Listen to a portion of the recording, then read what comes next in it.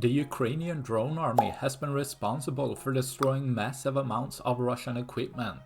Everything from tanks, artillery, ammunition depots to aircraft on the ground. But as this Ukrainian FPV drone saw a Russian Ka-52 helicopter coming towards it, it immediately turned against the helicopter for an interception, as the shape-charged warhead could most likely down the helicopter.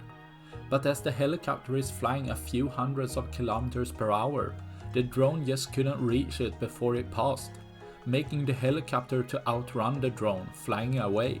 While this Ukrainian drone operator had to find a little easier target than a helicopter, showing the will and determination to target all Russian equipment, leaving nothing left by leaving a little less for tomorrow.